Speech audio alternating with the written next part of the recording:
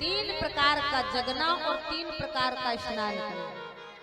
पहले नंबर में बहते हुए जल में स्नान करना, दूसरे नंबर में ठहरे हुए जल में स्नान करना, ठहरा हुआ जल घर में, और तीसरे नंबर में निकृष्ट स्नान।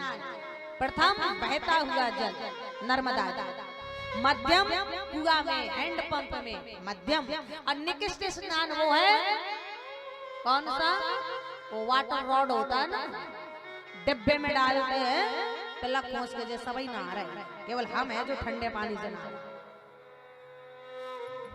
क्योंकि ब्राह्मण को जल छोड़ नहीं होना चाहिए, ब्राह्मण को जल छोड़ नहीं होना चाहिए, और क्षत्रिय को रण छोड़ नहीं होना चाहिए।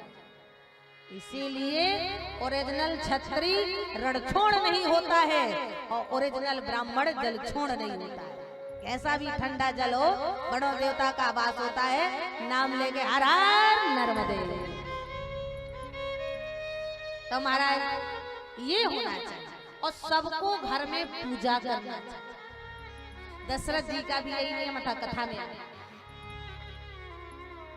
सरयू मैया से जल लेके आना पूजा करने के लिए। हर घर में एक छोटा सा पूजा गृह होता है, एक तो होगा, ये नहीं कि तुम बेडरूम में सो उन्हें अलमारी में बैठा। आज यही हो रहा है, इतनी सी अलमारी बनवा ली भाई, में शंकर जी है, पार्वती जी से है। अब एक कैलाश के निवासी होते कैसे बैठ सकते हैं?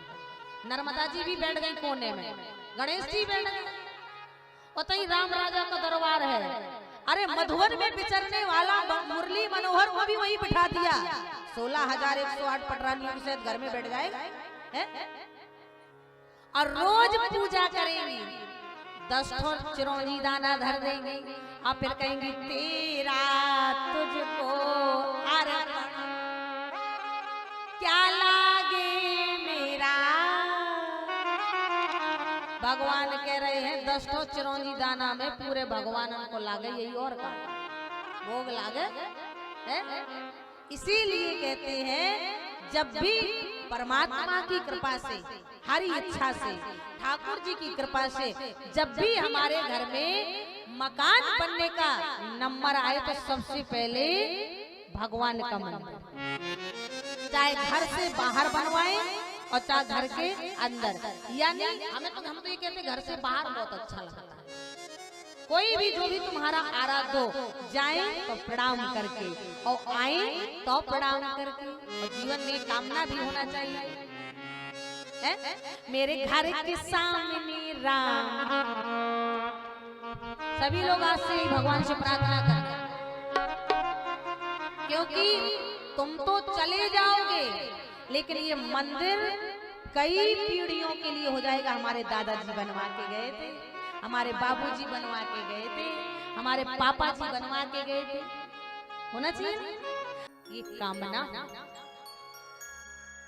कथा में आए दशरथ जी के घर में भी बड़ा सुंदर एक छोटा सा मंदिर था। अब जब दशरथ जी पूजा करने को पूजा गृह में जाने लगे तो राम जी छोटे थे, वो भी घुड़मुड़ जाने लगे। दशरथ जी ने कहा लला, राम लाला आपने अभी स्नान नहीं किया, आप यहीं रहे, हम जय जय करने जा रहे हैं, जय जय करने। पिताजी कह देते ना। राम जी सोचने लगे, हम तो सोचते थे कि हम ही सबसे बड़े जय जय हैं भाई, हमने तो ये सोचा था कि हम ही सबसे बड़े जय जय हैं, और हमें लगता है कि हमारे पिताजी ने हमसे भी बड़ा कोई जय जय बिठा रखा है, जरा हम भी तो चल करके देखें। दशरथ जी पूजा गृह में गए, आसन लगाया और सिंहासन में से सालिक राम जी को निकाला, और राम लला पूजा गृह की देहरी में बैठे सब देख रहे हैं। बच्चा बोलता जरूर नहीं है लेकिन समझता सब कुछ। राम जी बोले अच्छा ये हैं हमसे बड़े जय जय। दशरथ जी ने थाल में बिठा के सबसे पहले शहद में स्नान। राम जी बोले वाह, शहद जब मीठे से स्नान करेंगे तो ये भी बहुत मीठे होंगे। दशरथ जी ने शहद से स्नान कराया, शक्कर से स्नान कराया, घी से स्नान कराया, दही से स्नान कराया, दूध से स्नान कराया, अंत में शुद्ध जल से स्नान करा के सिंहासन में बिठा के रौरी अक्षत चावल चंदन लगा के पुष्पों की माला डाल के नैवेद्य चढ़ा के आरती करके माला लेके भजन करने। अब राम जी तो बालक ही थे, राम जी से नहीं रहा गया। हम जय देख ले। दशरथ जी ने आंखें बंद करी माला करने को, और राम जी धीरे धीरे गुनगुन गए। तो सबसे पहले सालग्राम राम उठाए, बोले महाराज आप तो बड़े जय हो। अब ललई तो है, आप तो बड़े जय हो महाराज। और राम जी ने जो सालग्राम जी को उठाया सो मुंह में गपक गए। राम जी सोचे कि काले वाले गुलाब जामुन होंगे, रसगुल्ला। अब राम जी सालग्राम को जागाल में और बागाल में ना तो वो पचक रहे, ना फूट रहे, ना मीठे लग रहे, ना कड़वे लग रहे, ना खट्टे लग रहे। और जो खुरखुराने की आवाज दशरथ जी ने सुनी, बोले अरे राम तुम। अब राम जी तो मुंह में ऐसे सालग्राम को लिए जैसे बंदर मुंह में चना भर लेता। राम जी ना बोल रहे हैं ना कुछ कह रहे, देख रहे हैं। तुम्हारे मुंह में क्या है? राम जी बोले दशरथ जी ने सामने देखा, रे सालग्राम। दशरथ जी ने दोनों अंगुलियों को ऐसे राम जी के कपोलों में लगाया, सालग्राम लार में भिड़े बाहर निकल आए। सालग्राम जी भी धन्य हो गए, बोले महाराज अनेक तीर्थों के जलों से स्नान किया, औषधि से स्नान किया, लेकिन परमात्मा पहली बार आपकी लार से स्नान किया। हम भी धन्य हो गए, हम भी धन्य हो गए महाराज। दशरथ जी ने सालग्राम को लेके शुद्ध जल से स्नान कराया, फिर बुलाया, बोले ओ कौशल्या राम लला को ले जाओ। अब तो ये पूजा भी नहीं करने दे रहे हैं। कौशल्या जी आई, लाला को गोदी में लिया और कहने क्या लगी, हमने तो आपसे पहले ही कहा था महाराज कि सब भगवान अलमारी में बिठा दो। आज सालग्राम मुंह में गए और कल सालग्राम बाल्टी में जाएंगे, पानी की बाल्टी में। और ऐसा ना हो कि परसों बाहर नाली में जाए। कह देते ना, जागर लड़का बारे बागर देवता।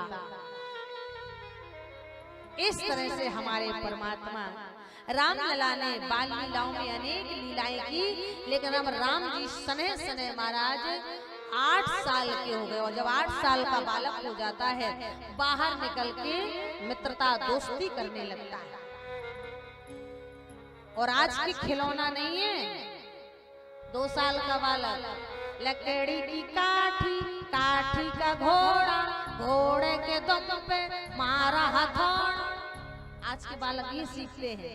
अब पहले क्या भाई, ईमानदारी से बताना, पहले क्या गिल्ली डंडा है, चोर सिपाही, पकड़म पकड़ी, आइस पाइस धप्पा। खेलते थे कि नहीं खेलते थे? पकड़म घोर घोर रानी इत्तन से पानी खेलते थे कि नहीं खेलते थे? और तो और महाराज गांव देहात में बता रहे हैं, आज का बच्चा इसीलिए 8 साल में फूल पे गुप्पा हो जाता, गुब्बारे कैसा चलता। अब पहले का बच्चा सारा दिन खेलता था, धूल में, ढंगर में, और यहाँ तक कि मेहतारी रोटी में तेल लगा के, नमक लगा के पुंगी बनाते, बच्चा बैठ करके 4 साल का 3 रोटियां खा जाता था। और आज को लड़का नूडल्स खा रहा हो, मैगी खा रहा हो, तो वो मैगी कैसा ढिल्लो पुल्लो,